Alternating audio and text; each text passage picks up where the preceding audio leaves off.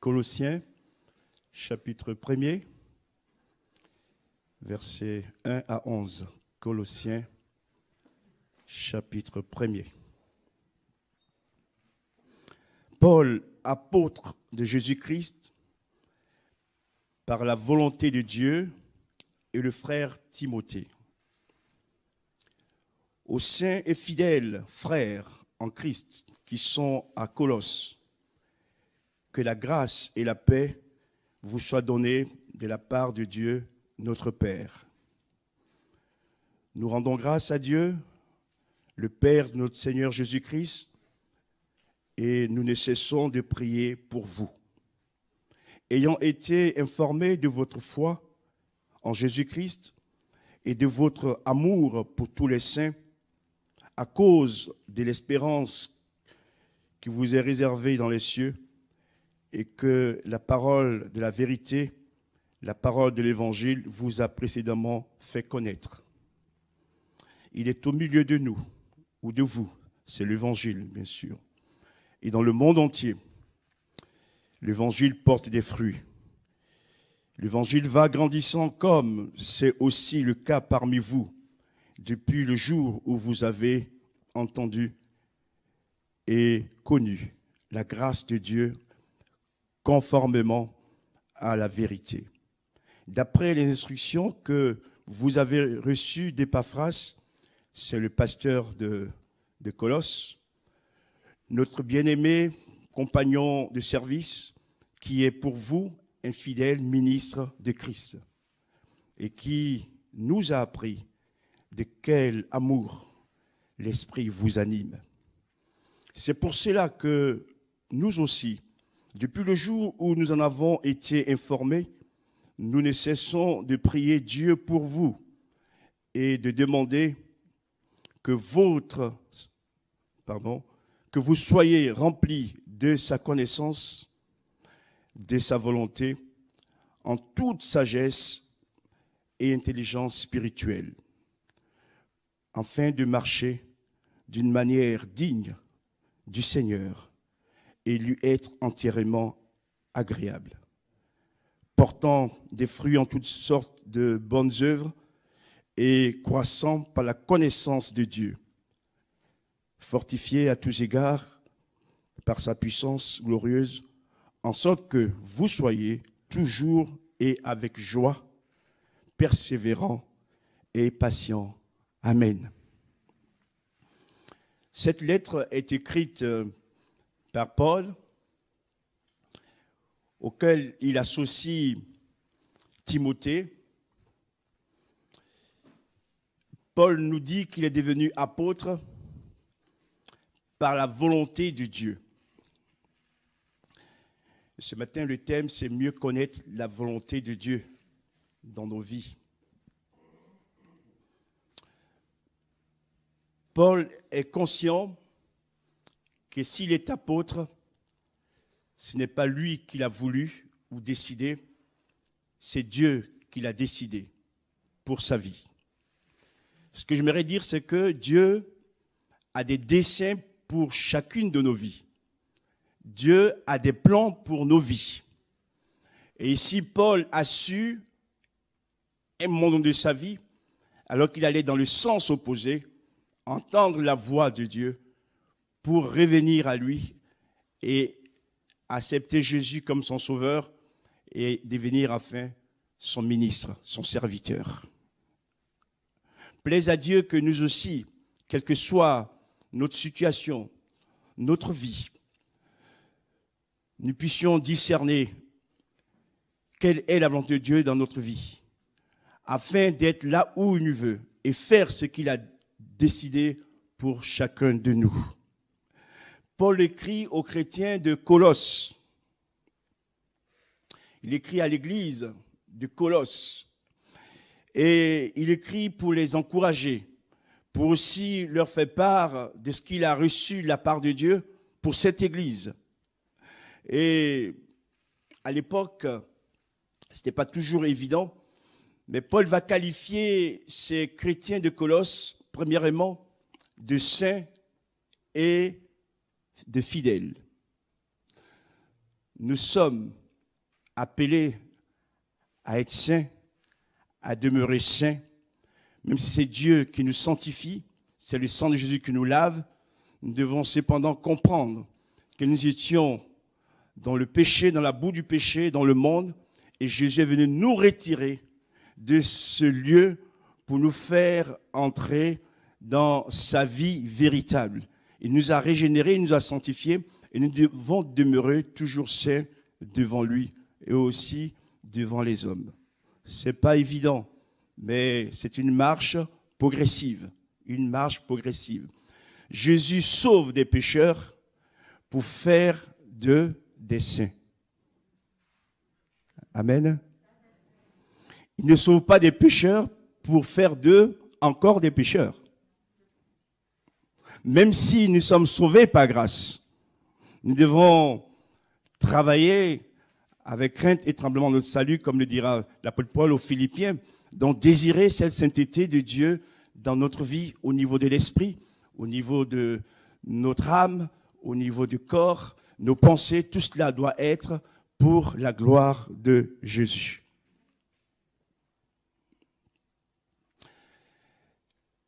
Le chrétien, c'est aussi le fidèle. Et si Paul les appelle fidèles, ce n'est pas pour rien. Nous sommes appelés à demeurer fidèles d'abord à Dieu. À demeurer fidèles à Jésus. Même si nous traversons une crise sanitaire difficile, nous devons être fidèles à Dieu et à Jésus. Nous devons être fidèles aussi à la parole de Dieu. Nous devons aussi être fidèles à notre assemblée.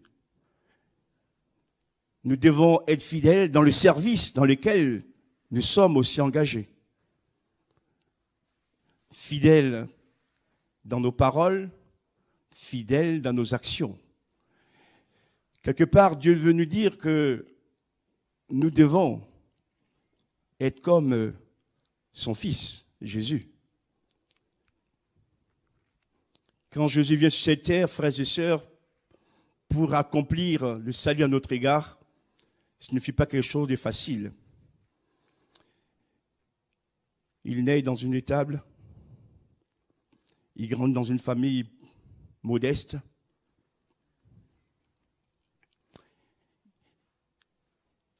Et pour nous les humains, alors que lui n'a jamais commis de péché, il va obéir à son Père, lui rester fidèle et être fidèle à sa mission jusqu'à la mort. Wow.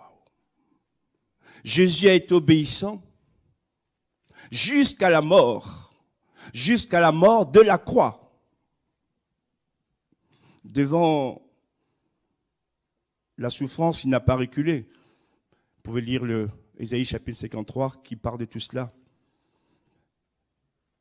Il est resté fidèle jusqu'au bout. Frères et sœurs, quelles que soient nos épreuves, nos combats, nos problèmes, restons fidèles à Dieu jusqu'au bout.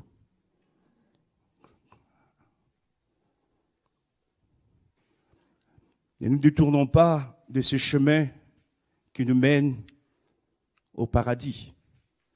Parce que de plus en plus, nous sommes conscients que les choses d'ici-bas sont éphémères. Et que l'homme n'a pas de solution pour l'homme. Il n'y a que Dieu qui a une solution pour nous. Et que son nom soit béni dans nos vies ce matin. Saints et fidèles, frères et sœurs en Christ. Paul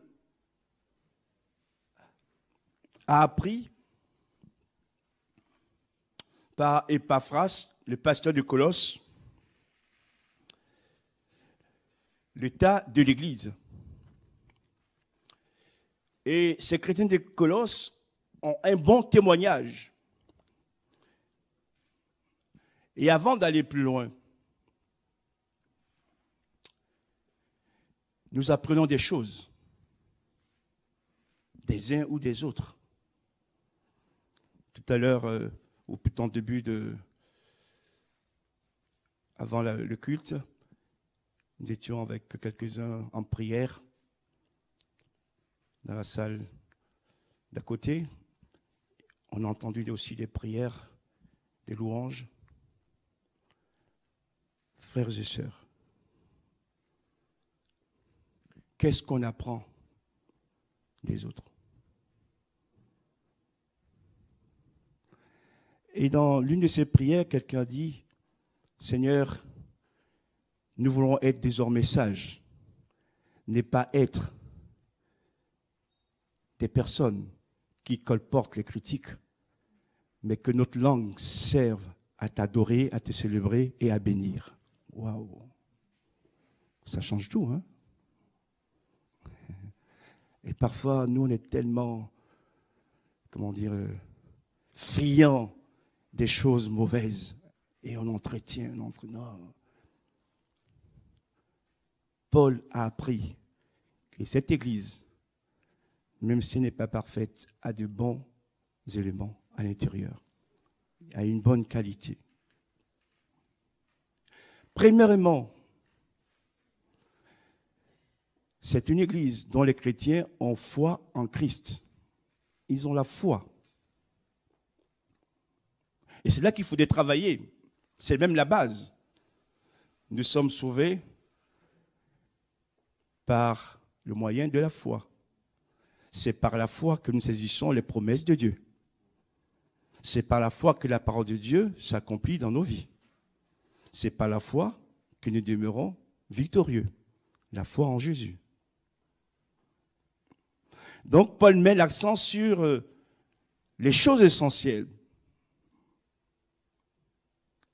Frères et sœurs, est-ce que, malgré les moments actuels, difficiles, que je concède, sommes-nous encore dans la foi?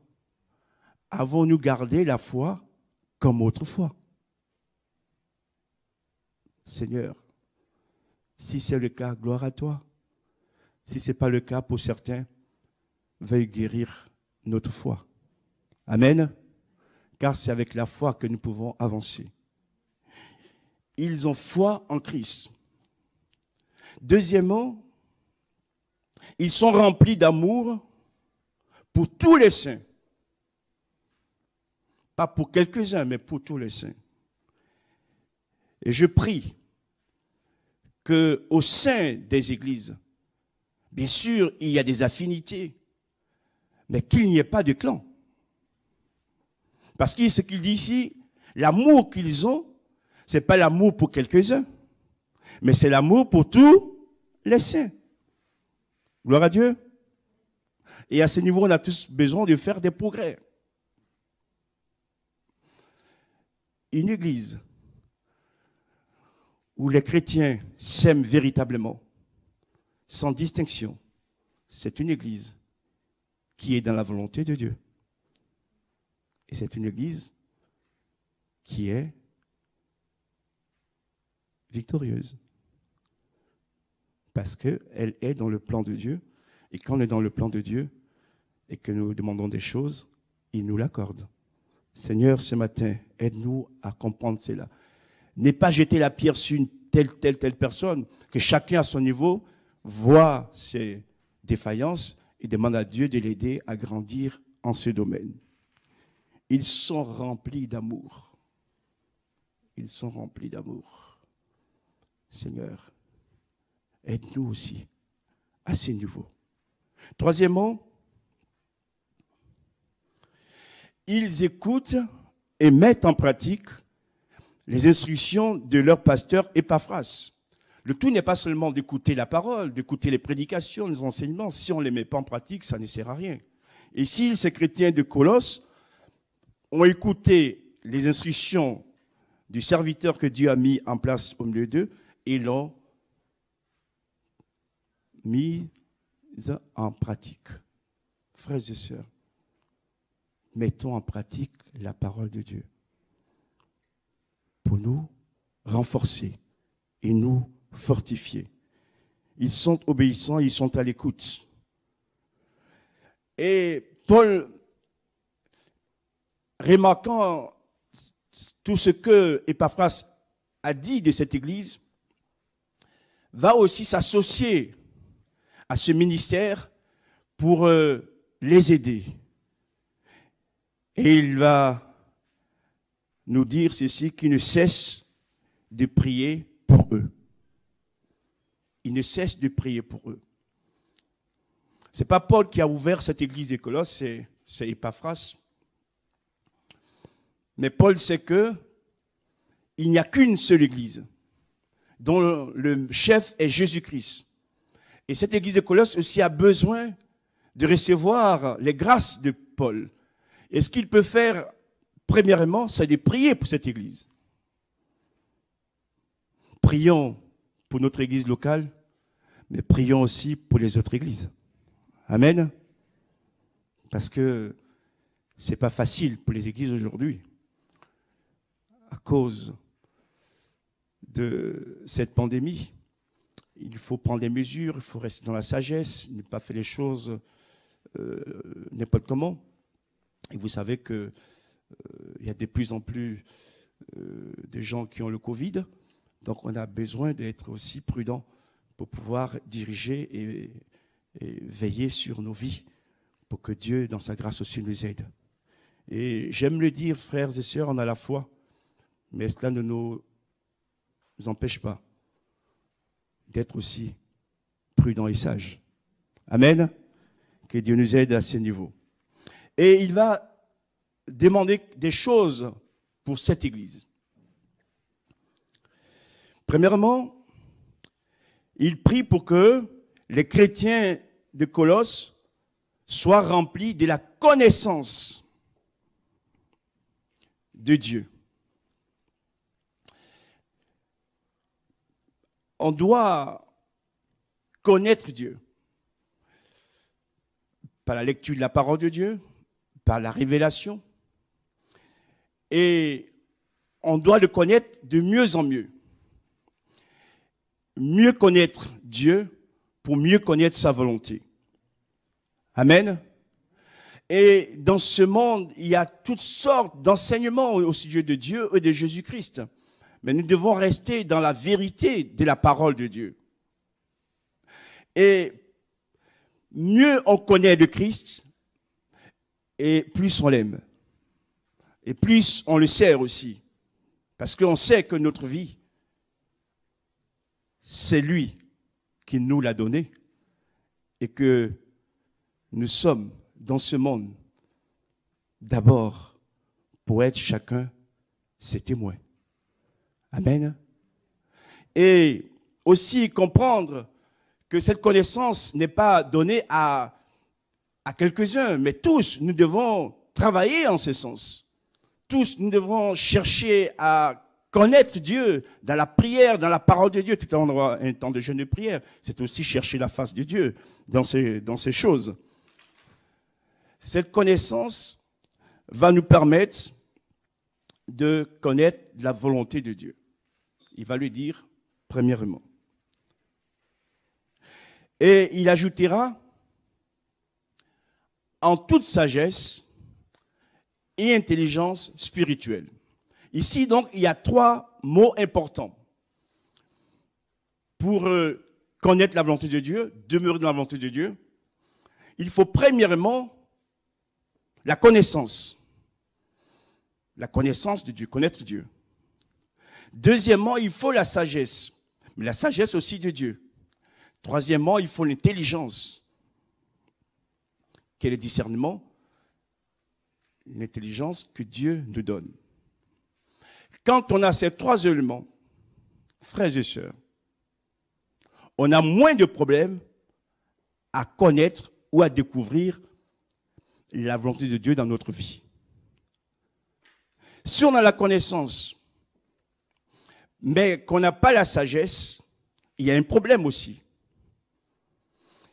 si on a la sagesse et qu'on n'a pas la connaissance ni l'intelligence, il y a aussi un problème. Ces trois éléments sont fondamentaux dans notre vie. Seigneur, nous te prions pour que nous ayons plus de connaissances. Nous te prions aussi pour que nous ayons plus de sagesse et plus d'intelligence. Gloire à Dieu.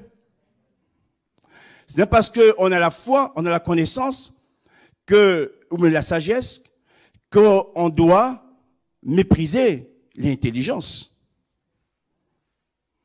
Et certains, parfois, au milieu de nous, ont une connaissance, mais n'ont pas suffisamment de sagesse pour mettre en pratique ce que Dieu leur a révélé. Soit ils vont très vite, soit ils font le contraire ou le bâclent. Frères et sœurs, ce matin, je prie que le Seigneur, comme Paul a prié pour cette église de Colosse, nous donne à chacun de plus en plus de sagesse. Amen.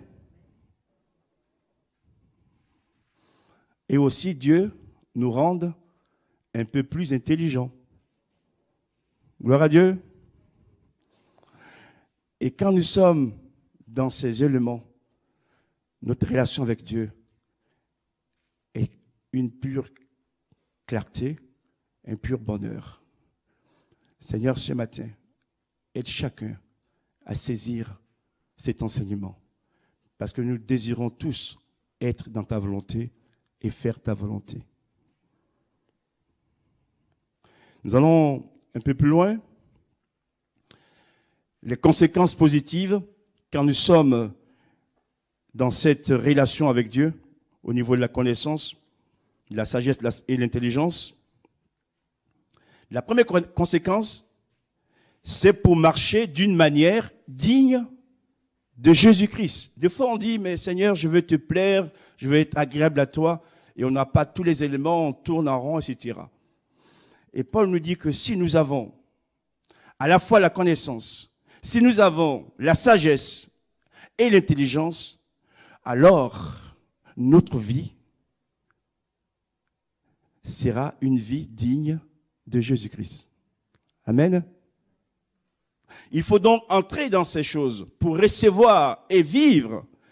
Et il dira aussi, pour lui être entièrement agréable. Des fois, on dit, Seigneur, je veux t'être agréable. Mais on n'a pas les éléments et on tâtonne. Ce matin, le Seigneur nous donne ici des raisons pour pouvoir comprendre et vivre ces choses. Et troisièmement, il dira, portant des fruits. Quand on est dans la volonté de Dieu et qu'on est dans sa révélation et qu'on comprend les choses, on ne peut que porter des fruits. S'il manque des fruits, il y a un problème. Et là aussi, parce que l'Esprit de Dieu qui est en nous, l'Esprit de force qui est en nous, produit en nous ces fruits parce que nous sommes dans la volonté de Dieu. Quatrièmement, il nous dira aussi qu'il faut croître sans cesse. Donc, on est amené à grandir. Ce que j'étais hier, je ne le suis pas aujourd'hui. Ce que j'étais l'an dernier, je ne le suis pas aujourd'hui. Et demain aussi, ça va changer. On change de plus en plus. Ce que Paul désire ainsi, frères et sœurs, par rapport à cette église aussi pour nous, c'est qu'au fil des années, que nos progrès soient évidents. Amen. Parce que parfois, au lieu d'être à l'aliment solide, il nous faut encore du lait. C'est grave. Un enfant qui a 10 ans, il n'est peut-être plus, on ne lui donne plus le lait de la maman, il mange autre chose, je veux dire. Et que Dieu nous aide aussi à grandir. Je demeure en toi, je viens dans ton assemblée, Seigneur, c'est pour grandir. C'est pour demeurer dans ta volonté et te plaire. Que son nom soit béni. Et enfin, marchant d'une manière digne de Jésus-Christ, nous allons être fortifiés en toutes circonstances. Et là, c'est important ce que je vais dire aussi. Ayant la connaissance, ayant la sagesse de Dieu, bien sûr, l'intelligence de Dieu, on est dans son discernement, dans sa volonté. Quelle que soit l'épreuve qui nous arrive, quel que soit le combat qu'on mène, nous sommes fortifiés par le Saint-Esprit qui nous permet de demeurer fermes en toutes circonstances. Parce qu'on s'est dit, même le mal que je traverse, Dieu va s'en servir comme un élément pour glorifier son nom dans ma vie. Amen. On ne voit pas les choses comme étant des obstacles qui nous empêchent d'être heureux. Tout ce qui nous arrive, parce qu'on a le discernement et la sagesse, on peut comprendre, saisir et l'analyser de telle manière qu'on ne se laisse pas décourager, mais on se dit, Seigneur, même dans ces situations compliquées, difficiles, je sais que tu vas me donner ta victoire. Fortifié en toutes circonstances. Ce matin, que vous soyez fortifiés par le Seigneur Jésus-Christ, par la puissance infinie et admirable de son esprit, qui nous communique sa gloire. Autrement dit, dans chaque épreuve, Dieu veut manifester sa gloire dans notre vie. Mais c'est vrai qu'au départ, ce n'est pas facile parce qu'on voit toutes ces choses qui se dressent contre nous, ça fait mal. Au lieu de regarder aux éléments contraires, regardons à Jésus-Christ qui est en train de transformer les choses en notre faveur. Enfin, pour conclure, toute cette connaissance, cette sagesse et intelligence spirituelle, lorsque nous les avons, ont pour fonction de nous faire connaître et demeurer dans la volonté de Dieu. Une chose est de connaître la volonté de Dieu, une autre est de demeurer dans la volonté de Dieu. Il y a des gens, des fois, qui commencent très bien, mais qui finissent mal. C'est bien de commencer, mais c'est aussi bien de finir. Que cette volonté de Dieu, elle soit dans notre vie, notre cœur, mais que sans cesse, nous puissions la discerner pour entrer de plus en plus dans le plan de Dieu. Et Paul dira quelque chose aussi pour nous encourager. Il nous demande de rester premièrement persévérant. C'est quoi la persévérance? Le persévérant, c'est celui qui demeure ferme et constant malgré l'épreuve. Amen. Mon frère, ce matin, le Seigneur a vu tes larmes, il a vu tes problèmes. Ce n'est pas facile, mais sois persévérant. Persévère jusqu'au bout. Il ne t'abandonnera pas. Et en son temps, il t'accordera sa victoire. Mais faut-il être persévérant? On a besoin. Deuxième chose qu'il va dire, persévérant et patient. Voilà. Donc, connaître la volonté de Dieu ne veut pas dire que tout ce qu'on demande à Dieu, on reçoit automatiquement. Ça peut être très long. Même si on n'a pas reçu, on est persévérant. Même si on n'a pas reçu, on est patient. Et je vous avoue que tous, on a besoin à ce niveau de demander à Dieu de nous aider. Parce que notre nature est souvent impatiente. Que ce matin, le Seigneur nous aide à entrer dans cette patience. Et c'est quoi la patience?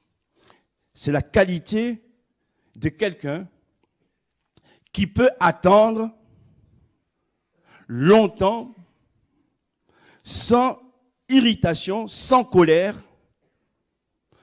et lassitude, la réponse de Dieu. Je prie ce matin que tout ce qui est lassitude dans notre vie, tout ce qui est irritation dans notre vie, ou même colère, Seigneur, pardonne-nous. Nous voulons apprendre à être patients. Et nous savons qu'en son temps, tu agiras. À lui soit la gloire. Je termine. Nous devons être capables d'affronter ou supporter avec courage toutes les difficultés et épreuves qui se dressent sur notre chemin, sachant que chaque jour, Dieu, dans sa grâce, est avec nous pour nous aider à avancer dans le chemin. Que son nom soit béni.